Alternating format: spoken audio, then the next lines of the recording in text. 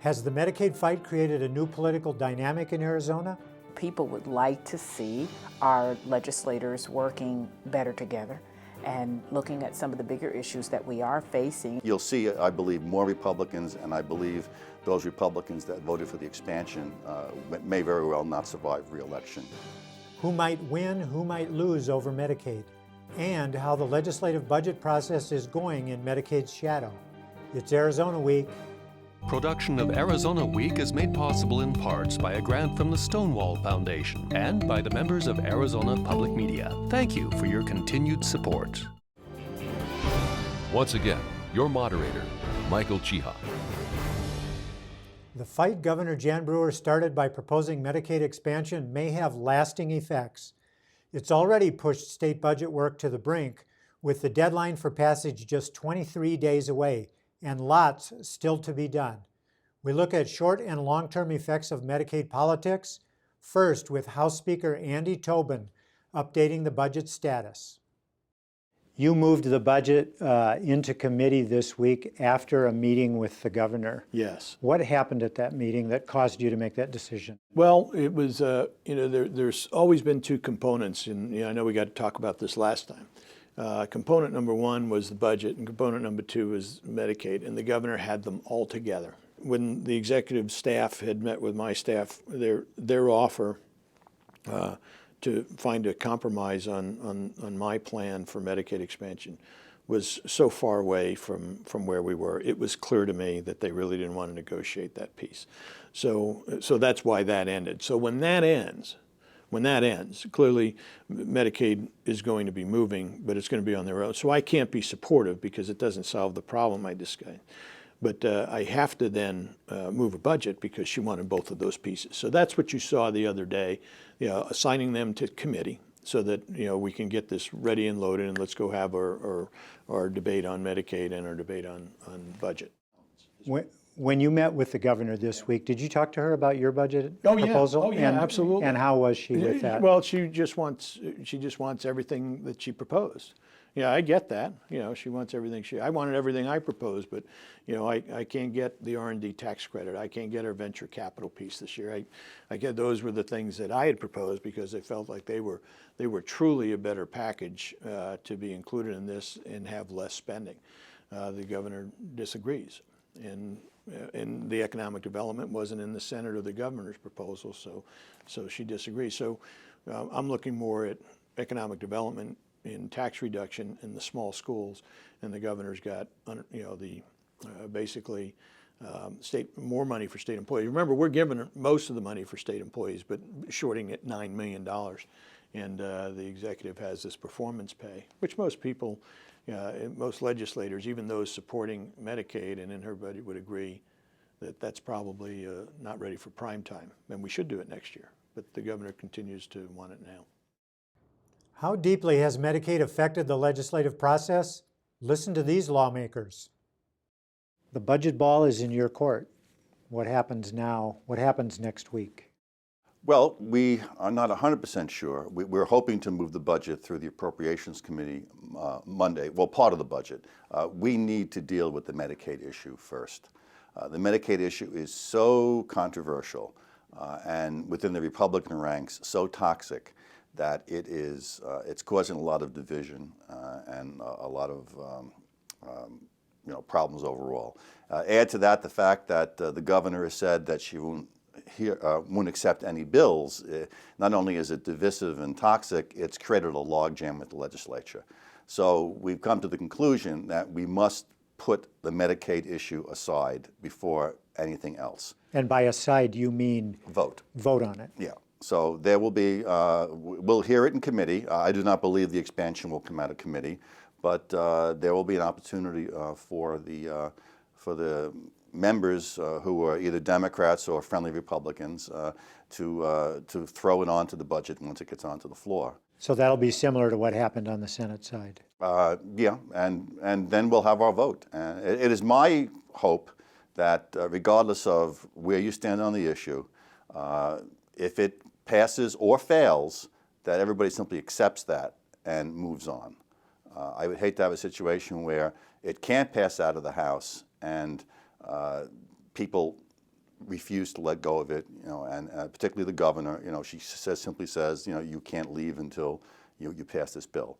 I don't think she's done that. I believe her statement is that she wants a vote. So, there will be a vote, and we have to accept what that vote is. Even though I oppose it, I'm going to live with it. I have no choice. You sound like you're not sure whether it's going to pass or be turned away. Well, it's very difficult for Republicans, almost every one of whom has criticized Obamacare, campaigned against Obamacare, criticized excessive federal spending, to suddenly do a 180 and support an expansion of Obamacare, which also is creates a major increase in the federal debt. One of the biggest issues that we're dealing with this year, and that 800-pound gorilla, is Medicaid expansion and how we move forward with Medicaid expansion. And of course, as a Democrat in the Senate, you voted with the majority on that, correct? Oh, definitely, definitely. You look at where we're at right now, not only in Arizona, but this entire country. The fact is the Affordable Health Care Act is the law of the land. It is what every state is having to grapple with. And we have an opportunity right now to provide health care for many Arizonans who have gone years without proper preventative care or proper health care. And we have an opportunity under the Affordable Health Care Act to provide health care for those folks that do not have health care coverage. The governor's very strong about the Medicaid expansion, and she's held her stance on that since her State of the State that she made back in January. And certainly that is something that we look at, our caucus, as being very important in having the Medicaid expansion, because again, it's fiscally responsible, it's the moral right thing to do. But the governor has stood very strong with that, and certainly as it is over in the House, my hope is that the governor's office would work very close with the House members so that we are able then to have, again, very similar to what left here. You had said that you could have supported the Medicaid expansion with the safeguards put into it that you were suggesting. Well, that's why it took 3 or 4 months. The governor had asked in January, well, if you don't like my plan, where's yours? Well, of course, I didn't have a head start. She made an announcement at opening day on January 15th. We got the language in the middle of February. So I'm like, okay. So it cost us a trip to get me back to D.C. to meet with all the stakeholders to develop what I think is a finer plan, one that I could support if we had all the mechanisms in there that were really protecting the Arizona taxpayer, and not just the providers and those who come and those who need the services. So I thought I had a better plan, and I was prepared to be out front with the executive to do that. Have you given up on that now? Yeah, I have, as I mentioned earlier, because when the executive staff evaluated my plan versus their counteroffer was so far away that it wasn't even realistic that we were going to ever get together. Without the Medicaid debate, the new budget might already have been passed. It likely will be passed within a couple of weeks. When it is, here's what key legislators say it will look like. Medicaid set aside for a moment. Did you hear anything from the governor's office about her satisfaction with the budget that was passed by the Senate? Not directly. Indirectly, I heard that she would sign the budget that came out of the Senate, if that were to come out of the House. The Senate sent over a budget that the Speaker has said has too much spending in it. What's your stand there? I agree. Again, as Republicans, we don't like to do excessive spending, and we don't like to create debt down the road. And we experienced the unpleasant reality of having a super high budget, over $10 billion, and then having the economy crash and having to do massive cuts, over $3 billion in cuts. So obviously the recovery is occurring, but it's very slow, it's very stagnant.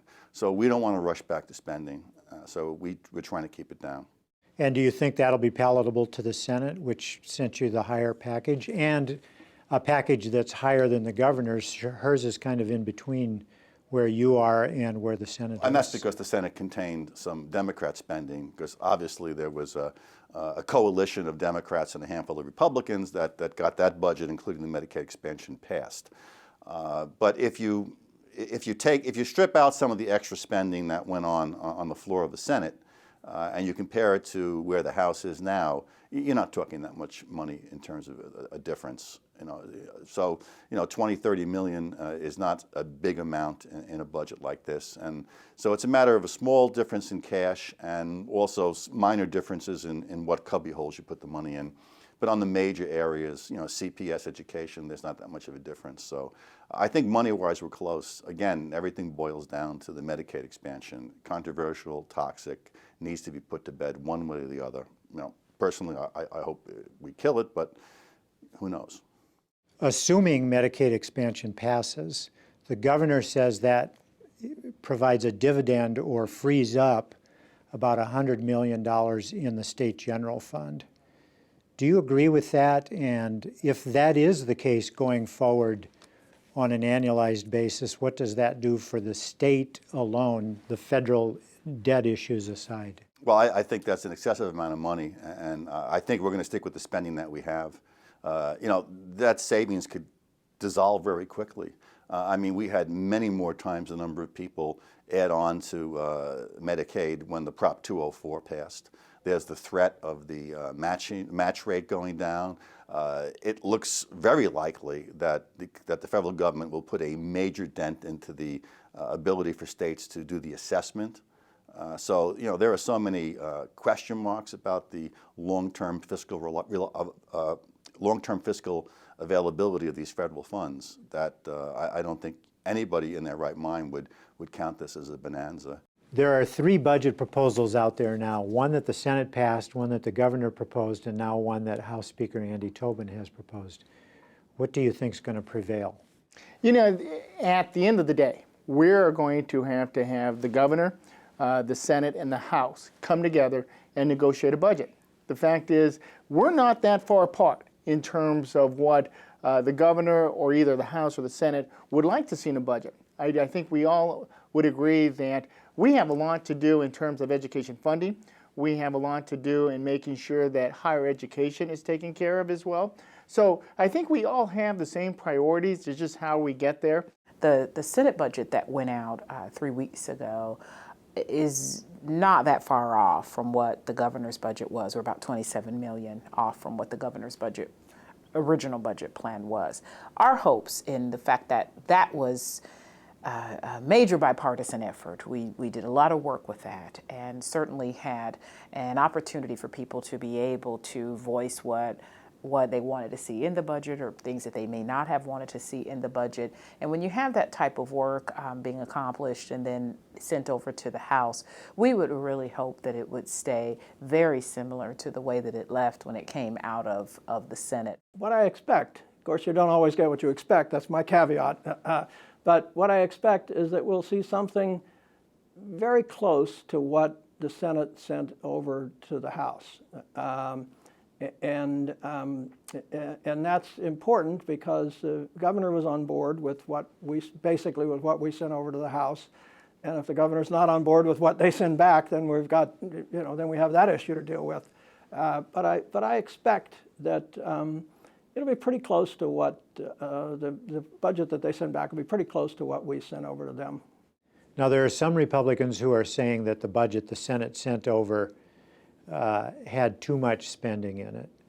And on the House side, some of that is expected to change. Would you see that being added back in, or is that going to be a matter of negotiation? Well, those things are generally a matter of negotiation, but I would disagree with those that say we had too much spending in it. I believe that the total increase from what we sent over from what President Biggs put out in the first place in the Senate was $33.5 million, which in the scheme of things is in an almost $9 billion budget is not a lot, is not a very high percentage. So what we added, and if you take that total amount, I believe it's 3% more than the last year's budget.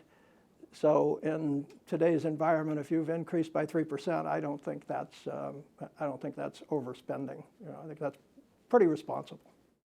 The budget that got sent over to the House from the Senate was not one that matched what your expectations were.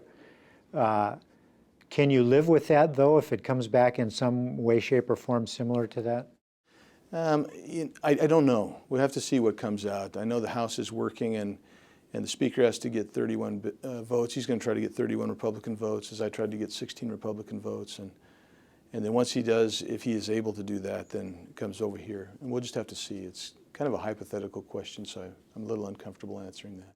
Let's set Medicaid aside for a minute and ask if what other spending levels there were in the Senate budget were appropriate from your perspective. I felt we spent too much. I normally would have tried to do much less than that. We were, above our JLBC baseline. We were well over $250 million above that, and I think that's too much. But we had some initiatives in there that we were trying to respond to, including everything from the TPT initiative to the sales tax. Yes, the sales tax initiative to the 2% deflator lawsuit. Those are, between the two of those, that's $160 million plus. And so that immediately sends you north of where you normally would like to be. Assuming Medicaid passage, the governor says that frees up about $100 million in general fund money for the state. Where do you see that being spent? Yeah, I think that's part of that will go to CPS. There's some additional expenses for CPS. Child Protective Services. Child Protective Services, yes. We all have our acronyms. There's additional money for what the governor is looking to do in terms of pay. Our state workers are behind the private sector, and there's some modest requests to increase their pay. And education also. I think that's where that will go. And it's good to remember that our budget, by plan, by all parties, is not structurally balanced, because we have a surplus. We have a surplus for the next 2 years, and that was a plan that we put money away from the 1 cent sales tax that's now over. We squirreled money away, so we have a surplus, and so for the next 2 years, we'll use that surplus as our revenues increase, and then by year 3, we will be at we should be at a structurally balanced level. And that would be when the Medicaid dividend, if you want to call it that, would be helping to even things out. Is that correct? Yes, that would be a help. So I mean, you could say that $100 million, which is really only half of that, because we're only talking about half a year, fiscal year. I mean, that just helps us with that. We don't have to burn up so much of that of the surplus that we were just talking about. Does the coalition formed to pass Medicaid have a future, or will Republicans who join Democrats be punished in 2014 elections? Opinions vary widely. The Medicaid fight, if I may characterize it that way, it is, has overshadowed just about everything, and it's Right. tugged the budget one way and another. Yeah. Do you see long-term repercussions of that, or the long-term formation of a coalition of Republicans and all the Democrats that can get other things done as a result? Yeah, I would imagine that would be the case. I mean, if the Republican caucus can't stay together on 31 votes and 16 in the Senate, then clearly there's a problem. So that would mean clearly that the Democrats and a few Republicans, if they're going to take over the budget as well, that's what's at risk. You've led a coalition formation in the Senate, a handful of Republican senators and all the Democrats, to pass this budget and pass the Medicaid expansion. Do you see that coalition remaining intact or going forward in connection with other big issues in the state? great question. I'm not sure. It's always hard to predict, perhaps, but I don't think so. I think there was this issue philosophically that we coalesced around that issue, that we all believed that it was important, or in fact very important, and that's why we worked together.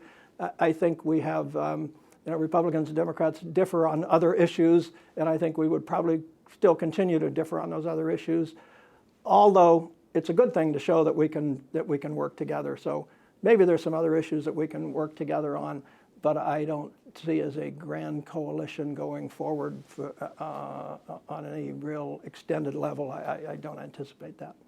Have any Democratic senators approached you about other issues that this unique coalition might work on? Not really at this time. I think there's the potential for that in the future, but as I said, Democrats and Republicans, we have philosophical differences, but it's good to see that sometimes we can work together on issues where we agree. Will that coalition be able to hold itself together to get other things done beyond Medicaid, fiscal matters or other policy matters? I'm not sure that their objective extends beyond Medicaid. What we saw on the budget vote is you saw that there was obviously some agreement made on what they would allow to go in the budget. And so they did change, they altered the budget as introduced to become what it turned out to be. I'm not sure that their objective is to do more than that.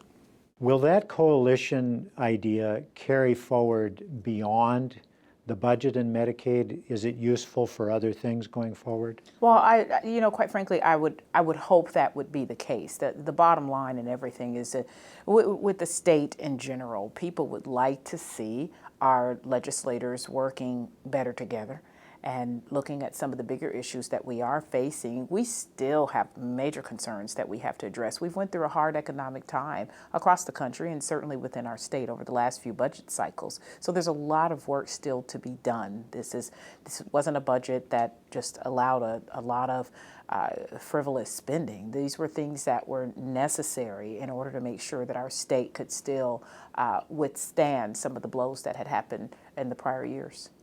Is there a permanent or ongoing coalition being created as a result of Democrats and some Republicans in the Senate coming together to approve the governor's Medicaid proposal? You know, we're continuing to talk, the coalition of Democrats and those Republicans that came along.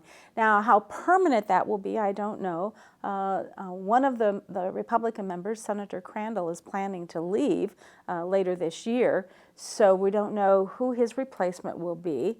So that will certainly influence, the kind of effort that we can make. It'll also, I think, depends on what happens with the majority leader, John McComish, who was actually part of the coalition, especially on the Medicaid expansion. It was his amendment. But I do know that we're continuing to talk, and I believe we'll continue to talk during the interim and hopefully continue to work together. You talked about the controversy over Medicaid. The toxicity of it, in fact, is the word you used.